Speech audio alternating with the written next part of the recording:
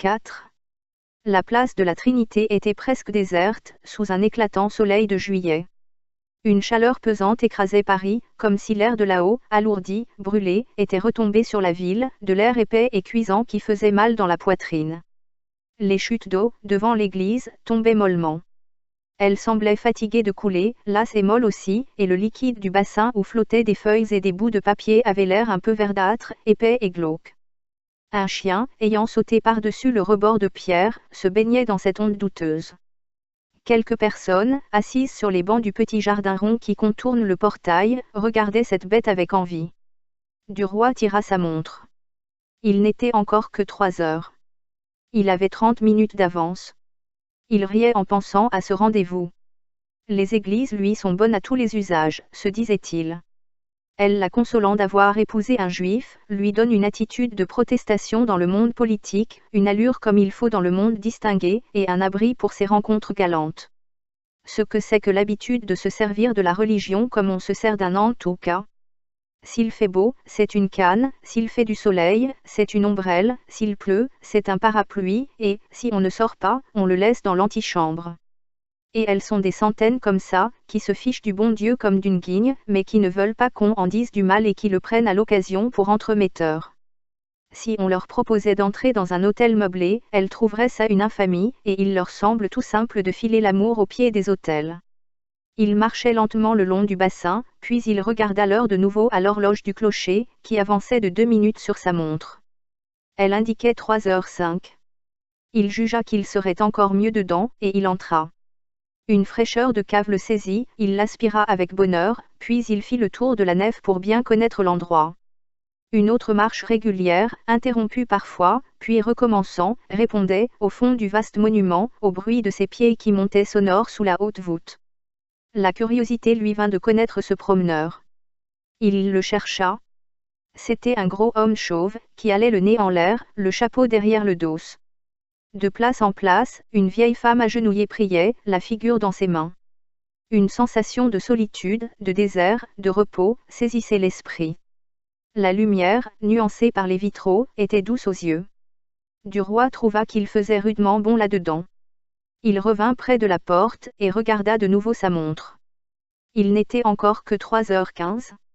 Il s'assit à l'entrée de l'allée principale, en regrettant qu'on ne pût pas fumer une cigarette. On entendait toujours, au bout de l'église, près du chœur, la promenade lente du gros monsieur. Quelqu'un entra. Georges se retourna brusquement. C'était une femme du peuple, en jupe de laine, une pauvre femme, qui tomba à genoux près de la première chaise, et resta immobile, les doigts croisés, le regard au ciel, l'âme envolée dans la prière. Duroy la regardait avec intérêt, se demandant quel chagrin, quelle douleur, quel désespoir pouvait broyer ce cœur infime. Elle crevait de misère, c'était visible. Elle avait peut-être encore un mari qui la tuait de coups ou bien un enfant mourant. Il murmurait mentalement, les pauvres êtres. Y en a-t-il qui souffrent pourtant? Et une colère lui vint contre l'impitoyable nature. Puis il réfléchit que ces gueux croyaient au moins qu'on s'occupait d'eux là-haut et que leur état civil se trouvait inscrit sur les registres du ciel avec la balance de la dette et de l'avoir. Là-haut? Où donc? Et Duroy, que le silence de l'église poussait au vaste rêve, jugeant d'une pensée la création, prononça, du bout des lèvres, comme c'est bête tout ça. Un bruit de robe le fit tressaillir. C'était elle? Il se leva, s'avança vivement. Elle ne lui tendit pas la main, et murmura, à voix basse. Je n'ai que peu d'instants. Il faut que je rentre, mettez-vous à genoux, près de moi, pour qu'on ne nous remarque pas. Et elle s'avança dans la grande nef, cherchant un endroit convenable et sûr, en femme qui connaît bien la maison. Sa figure était cachée par un voile épais, et elle marchait à pas sourds qu'on entendait à peine. Quand elle fut arrivée près du chœur, elle se retourna et marmotta, de ce ton toujours mystérieux qu'on garde dans les églises. Les bas-côtés vaudront mieux. On est trop en vue par ici. Elle salua le tabernacle du maître-autel d'une grande inclinaison de tête, renforcée d'une légère révérence, et elle tourna à droite, revint un peu vers l'entrée, puis, prenant une résolution, elle s'empara d'un prie-dieu et s'agenouilla. Georges prit possession du prie-dieu voisin, et, dès qu'ils furent immobiles, dans l'attitude de l'oraison. « Merci, merci, dit-il. Je vous adore. Je voudrais vous le dire toujours, vous raconter comment j'ai commencé à vous aimer, comment j'ai été séduit la première fois que je vous ai vu. Me permettrez-vous, un jour, de vider mon cœur, de vous exprimer tout cela? Elle l'écoutait dans une attitude de méditation profonde, comme si elle n'eût rien entendu. Elle répondit entre ses doigts. Je suis folle de vous laisser me parler ainsi, folle d'être venue, folle de faire ce que je fais, de vous laisser croire que cette aventure peut avoir une suite. Oubliez cela, il le faut, et ne m'en reparlez jamais. Elle attendit. Il cherchait une réponse, des mots décisifs, passionnés, mais ne pouvant joindre le geste aux paroles, son action se trouvait paralysée. Il reprit. Je n'attends rien, je n'espère rien. Je vous aime. Quoi que vous fassiez, je vous le répéterai si souvent, avec tant de force et d'ardeur, que vous finirez bien par le comprendre. Je veux faire pénétrer en vous ma tendresse, vous la verser dans l'âme, mot par mot, heure par heure, jour par jour, de sorte qu'enfin elle vous imprègne comme une liqueur tombée goutte à goutte, qu'elle vous adoucisse, vous amollisse et vous force, plus tard, à me répondre, moi aussi je vous aime. Il sentait trembler son épaule contre lui et sa gorge palpitèrent, et elle balbutia, très vite. Moi aussi, je vous aime. Il eut un sursaut, comme si un grand coup lui fût tombé sur la tête, et il soupira. Oh! Mon Dieu! Elle reprit, d'une voix haletante. Est-ce que je devrais vous dire cela? Je me sens coupable et méprisable, moi, qui ai 2 filles, mais je ne peux pas. Je ne peux pas. Je n'aurais pas cru, je n'aurais jamais pensé, c'est plus fort que moi. Écoutez, écoutez, je n'ai jamais aimé, que vous, je vous le jure. Et je vous aime depuis un an, en secret, dans le secret de mon cœur. Oh! J'ai souffert, allez, et lutté, je ne peux plus, je vous aime. Elle pleurait dans ses doigts croisés sur son visage, et tout son corps frémissait, secoué par la violence de son émotion. Georges murmura. Donnez-moi votre main, que je la touche, que je la presse. Elle ôta lentement sa main de sa figure. Il vit sa joue toute mouillée, et une goutte d'eau prête à tomber encore au bord des cils. Il avait pris cette main, il la serrait. Oh! Comme je voudrais boire vos larmes. Elle dit d'une voix basse et brisée, qui ressemblait à un gémissement. N'abusez pas de moi, je me suis perdu. Il eut envie de sourire. Comment aurait-il abusé d'elle en ce lieu? Il posa sur son cœur la main qu'il tenait, en demandant, le sentez-vous battre? Car il était à bout de phrases passionnées. Mais, depuis quelques instants, le pas régulier du promeneur se rapprochait. Il avait fait le tour des hôtels, et il redescendait, pour la seconde fois au moins, par la petite nef de droite. Quand Madame Walter l'entendit tout près du pilier qui la cachait, elle arracha ses doigts de l'étreinte de Georges, et, de nouveau, se couvrit la figure. Et ils restèrent tous deux immobiles, agenouillés comme s'ils eussent adressé ensemble au ciel des supplications ardentes. Le gros monsieur passa près d'eux, leur jeta un regard indifférent, et s'éloigna vers le bas de l'église en tenant toujours son chapeau dans son dos. Mais du roi, qui songeait à obtenir un rendez-vous ailleurs qu'à la Trinité, murmura. Où vous verrai-je demain? Elle ne répondit pas. Elle semblait inanimée, changée en statue de la prière. Il reprit. Demain, voulez-vous que je vous retrouve au parc Monceau? Elle tourna vers lui sa face redécouverte, une face livide, crispée par une souffrance affreuse, et, d'une voix saccadée. Laissez-moi, maintenant, allez-vous-en, seulement 5 minutes, je souffre trop, près de vous, je veux prier, je ne peux pas, allez-vous-en, laissez-moi prier, seul, 5 minutes, je ne peux pas, laissez-moi, implore Dieu qu'il me pardonne, qu'il me sauve, laissez-moi, 5 minutes. Elle avait un visage tellement bouleversé, une figure si douloureuse, qu'il se leva sans dire un mot, puis après un peu d'hésitation, il demanda. Je reviendrai tout à l'heure. Elle fit un signe de tête, qui voulait dire « oui, tout à l'heure ». Et il remonta vers le chœur. Alors, elle tenta de prier. Elle fit un effort d'invocation surhumaine pour appeler Dieu, et, le corps vibrant, l'âme éperdue, elle cria « pitié ». Vers le ciel. Elle fermait ses yeux avec rage pour ne plus voir celui qui venait de s'en aller. Elle le chassait de sa pensée, elle se débattait contre lui, mais au lieu de l'apparition céleste attendue dans la détresse de son cœur, elle apercevait toujours la moustache frisée du jeune homme. Depuis un an, elle luttait ainsi tous les jours, tous les soirs, contre cette obsession grandissante, contre cette image qui hantait ses rêves, qui hantait sa chair et troublait ses nuits. Elle se sentait prise comme une bête dans un filet, liée, jetée entre les bras de ce mal qui l'avait vaincue, conquise, rien que par le poil de sa lèvre et par la couleur de ses yeux.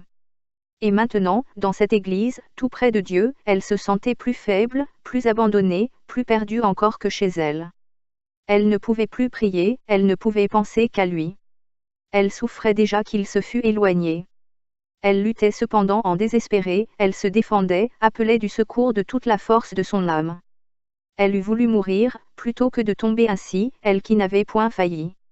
Elle murmurait des paroles éperdues de sa application, mais elle écoutait le pas de Georges s'affaiblir dans le lointain des voûtes. Elle comprit que c'était fini, que la lutte était inutile. Elle ne voulait pas céder pourtant, et elle fut saisie par une de ces crises d'énervement qui jettent les femmes, palpitantes, hurlantes et tordues sur le sol.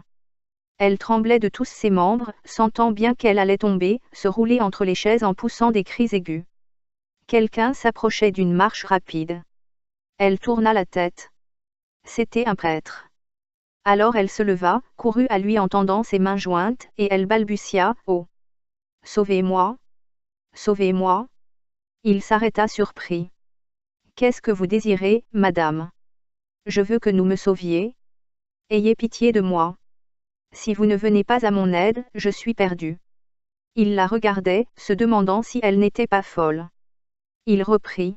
« Que puis-je faire pour vous ? » C'était un jeune homme, grand, un peu gras, aux joues pleines et tombantes, teinté de noir par la barbe rasée avec soin, un beau vicaire de ville, de quartier à Piolenc, habitué aux riches pénitentes. « Recevez ma confession, dit-elle, et conseillez-moi, soutenez-moi, dites-moi ce qu'il faut faire. » Il répondit. « Je confesse tous les samedis, de 3 heures à 6 heures. » Ayant saisi son bras, elle le serrait en répétant. « Non. Non. Non. Tout de suite. Tout de suite. Il le faut. Il est là. Dans cette église. Il m'attend. » Le prêtre demanda. « Qui est-ce qui vous attend ? » « Un homme, qui va me perdre, qui va me prendre, si vous ne me sauvez pas. Je ne peux plus le fuir. Je suis trop faible, si faible, si faible. » Elle s'abattit à ses genoux, et sanglotant. « Oh! Ayez pitié de moi, mon père. Sauvez-moi, au nom de Dieu, sauvez-moi. » Elle le tenait par sa robe noire pour qu'il ne pût s'échapper, et lui, inquiet, regardait de tous les côtés si quelque œil malveillant ou dévot ne voyait point cette femme tomber à ses pieds. Comprenant, enfin, qu'il ne lui échapperait pas. « Relevez-vous, dit-il, j'ai justement sur moi la clé du confessionnal. » Et fouillant dans sa poche, il en tira un anneau garni de clés, puis il en choisit une, et il se dirigea, d'un pas rapide, vers les petites cabanes de bois, sorte de boîtes aux ordures de l'âme, où les croyants vident leurs péchés.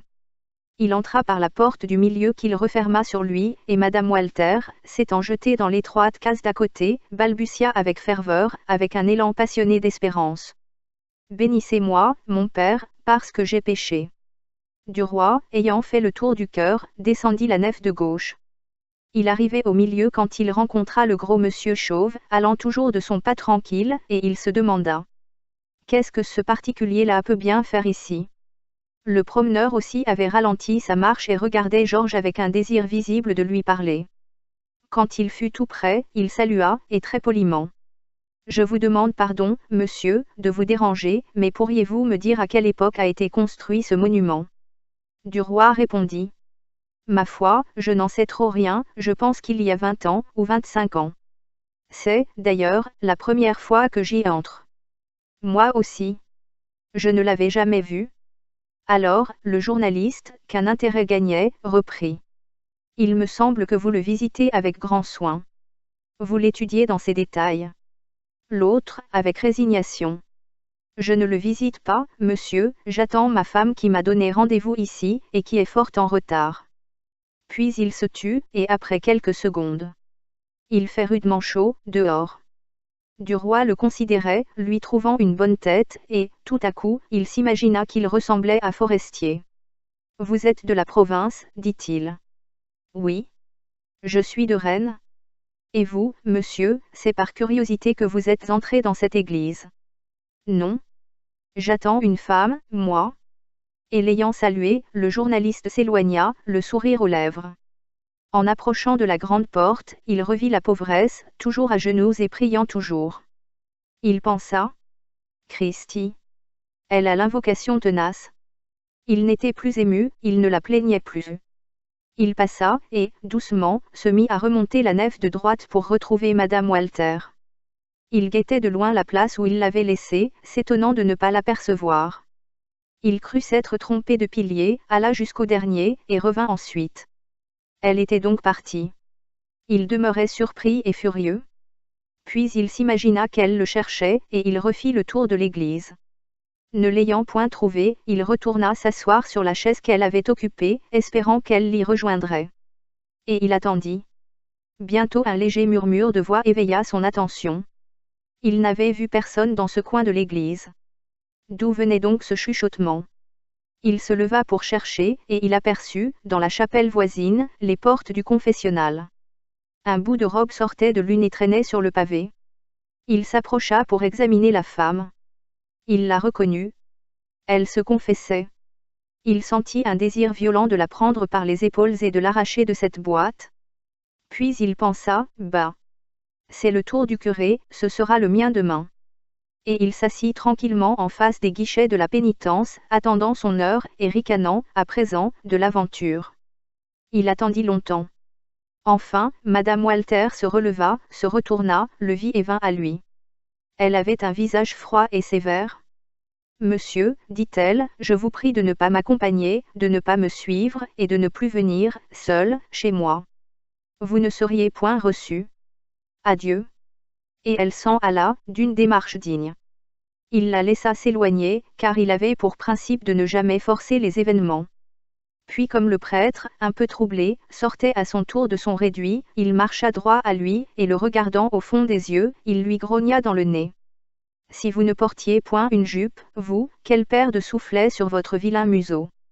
Puis il pivota sur ses talons et sortit de l'église en sifflotant.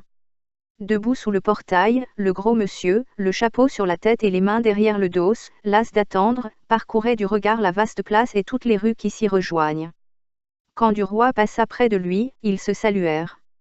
Le journaliste, se trouvant libre, descendit à la vie française. Dès l'entrée, il vit à la mine affairée des garçons qu'il se passait des choses anormales, et il entra brusquement dans le cabinet du directeur.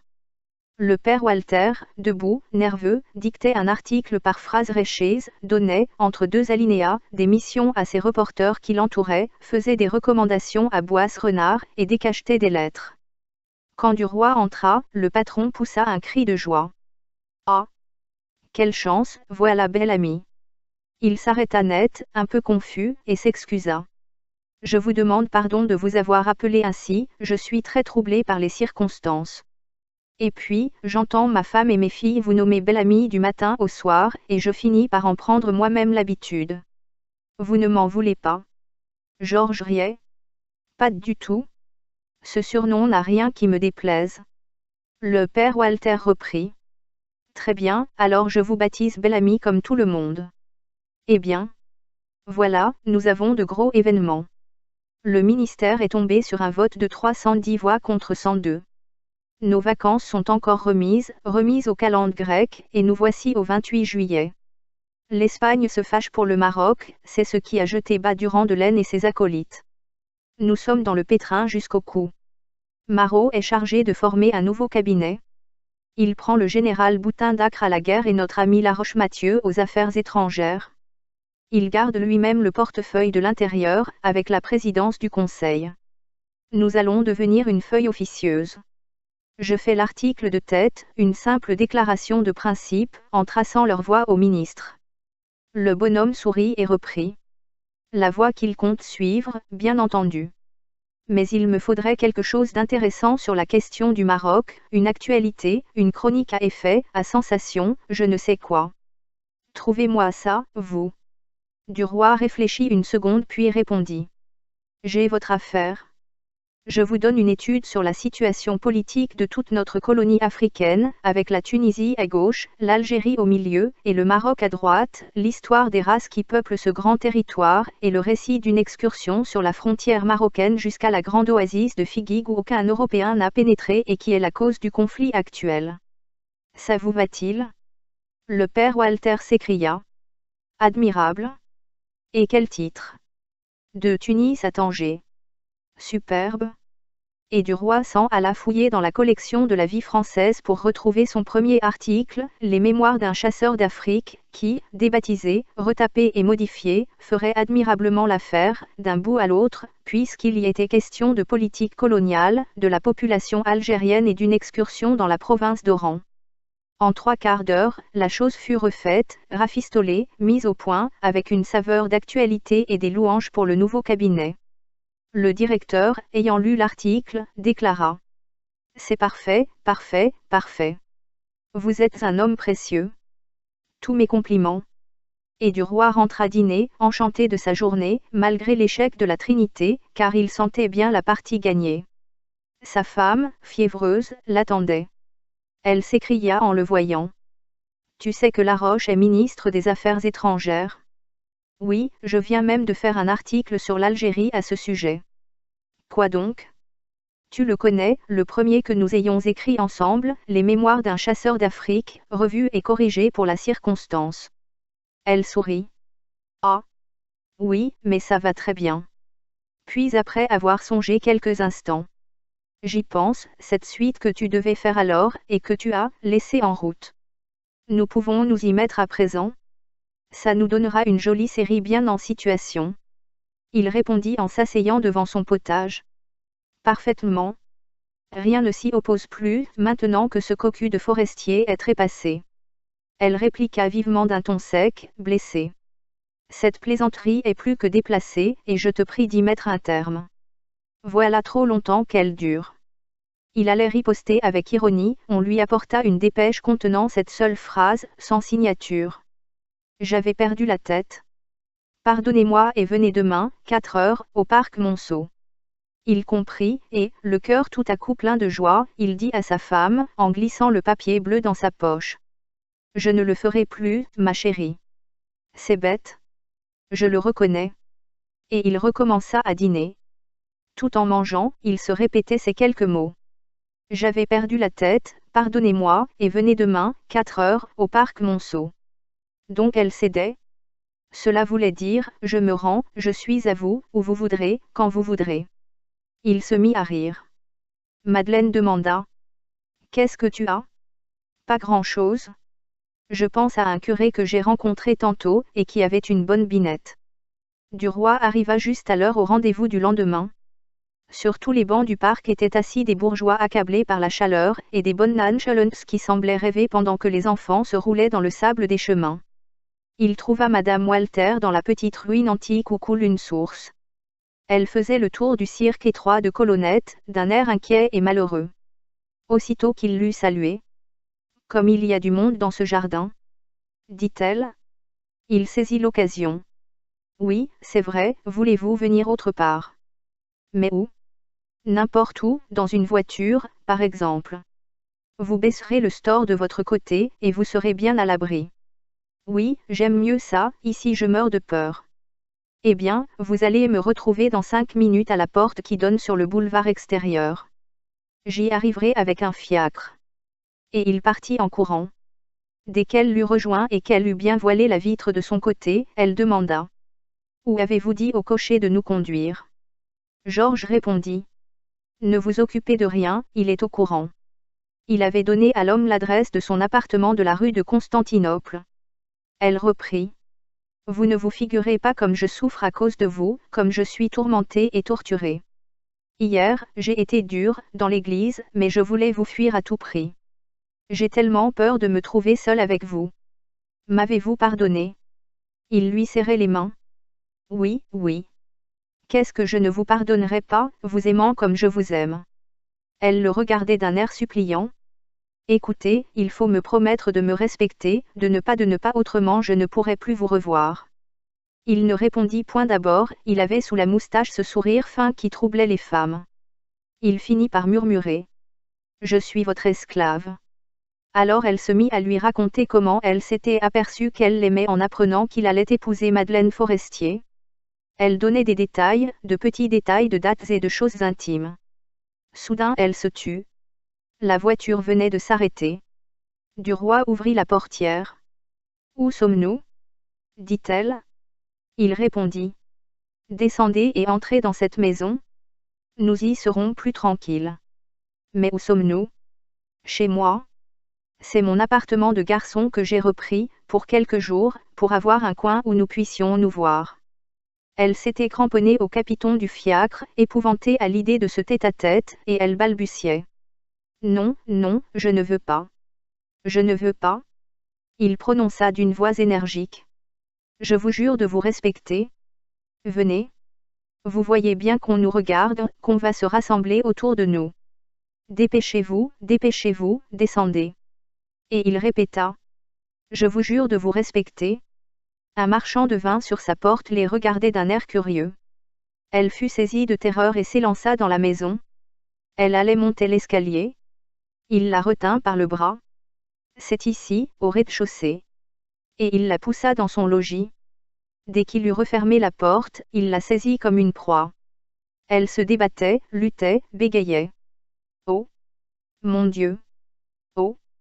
Mon Dieu! Il lui baisait le cou, les yeux, les lèvres avec emportement, sans qu'elle pût éviter ses caresses furieuses, et tout en le repoussant, tout en fuyant sa bouche, elle lui rendait, malgré elle, ses baisers. Tout d'un coup elle cessa de se débattre, et vaincue, résignée, se laissa dévêtir par lui. Il enlevait une à une, adroitement et vite, toutes les parties de son costume, avec des doigts légers de femme de chambre. Elle lui avait arraché des mains son corsage pour se cacher la figure dedans, et elle demeurait debout, toute blanche, au milieu de ses robes abattues à ses pieds. Il lui laissa ses bottines et l'emporta dans ses bras vers le lit. Alors, elle lui murmura à l'oreille, d'une voix brisée, je vous jure, que je n'ai jamais eu d'amant. Comme une jeune fille aurait dit, je vous jure que je suis vierge. Et il pensait, voilà ce qui m'est bien égal, par exemple.